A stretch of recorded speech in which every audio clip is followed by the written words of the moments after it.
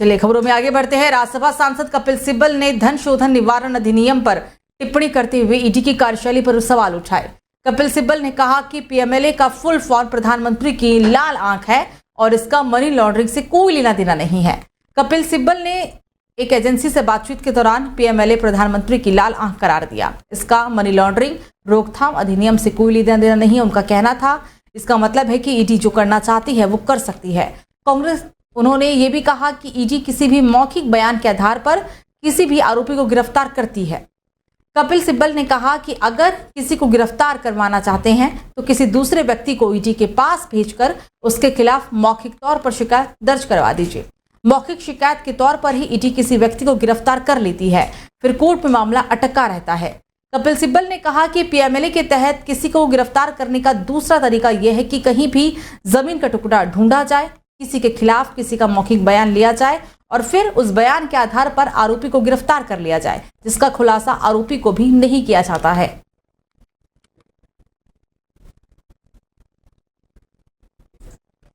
तो उत्तर पूर्वी दिल्ली से कांग्रेस प्रत्याशी कन्हैया कुमार पर स्याही फेंकने के मामले में एक आरोपी को पुलिस ने गिरफ्तार कर लिया है। पुलिस ने कहा कि और भी आरोपियों को पकड़ने का प्रयास लगातार जारी है। गिरफ्तार आरोपियों की पहचान रणबीर भट्टी के रूप में हुई है, जो न्यू उस्मानपुर का रहने वाला है। आपको बता दें कि 17 मई को उत्तर पूर्वी दिल्ली में चुनाव प्रचार के दौरान कन्हैया कुमार पर स्याही फेंकी गई थी।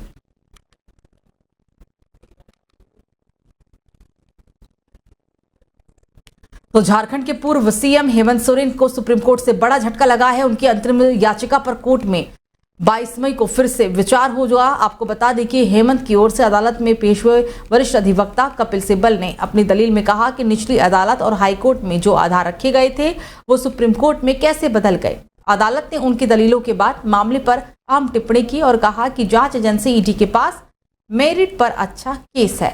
जमीन घोटाले में आरोपी हेमंत सोरेन की अंतरिम जमानत पर आज कोर्ट में सुनवाई पूरी नहीं हो पाई और इसी वजह से कल यानी कि 22 तारीख को कोर्ट में अब अगली सुनवाई होगी। एएसजी राजू ने कहा है कि 15 अप्रैल 2024 को सोरेन ने जमानत याचिका दायर की थी और 13 मई को इन्हीं आरोपों के आधार पर जमानत याचिका खारिज हो गई थी। पीएमएलए के तहत सिर्फ कब्जा ही पर्याप्त है, स्वामित्व की आवश्यकता नहीं है। नोटिस जारी होने के बाद सोरेन ने मूल भूमि मालिकों में से एक से संपर्क किया और स्थिति को पलटने की कोशिश भी की। कई तरह की छेड़छाड़ भी की गई और इन सभी बातों पर ट्रायल कोर्ट ने विचार किया है।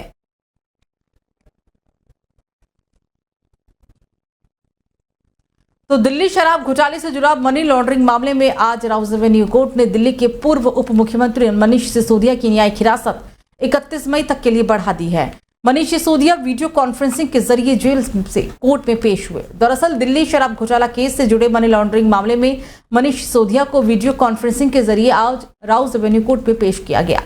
राउज एवेन्यू कोर्ट ने मनीष सिसोदिया समेत और भी अन्य आरोपियों से लिखित में ये बताने के लिए कहा कि आखिर गैर कानूनी दस्तावेजों की जांच के लिए कितना समय लगेगा और इसके बाद अदालत ने मनीष सिसोदिया की न्यायिक हिरासत 31 मई तक के लिए बढ़ा दी। अब मामले की अगली सुनवाई 31 मई को 12 बजे होगी।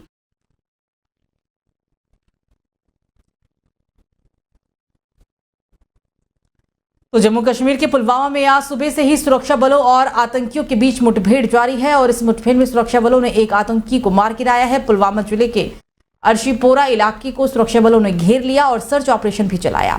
सुरक्षा बलों को जानकारी मिली थी कि इस इलाके में कुछ आतंकी हरकत करते हुए देखे गए और इसके बाद सबसे पहले तो पूरे इलाके को सील कर दिया गया और फिर सुरक्षा बलों की टीम को एक्टिव किया गया। भारतीय सेना और जम्मू कश्मीर पुलिस की संयुक्त टीम बनाई गई। साथ ही आतंकियों के भागने के सभी रास्तों को भी बंद कर दिया गया और इसके बाद सुरक्षा बलों ने सारे इलाके में तलाशी अभियान शुरू किया और इसी बीच आतंकियों की तरफ से गोलीबारी भी शुरू हो गई थी। सुरक्षा बलों के जवानों ने भी जवाबी कार्रवाई करते हुए गोलीबारी की। एनकाउंटर में एक आतंकी को ढेर कर दिया गया। इलाके में कुछ और आतंकियों के छिपे होने की उम्मीद है।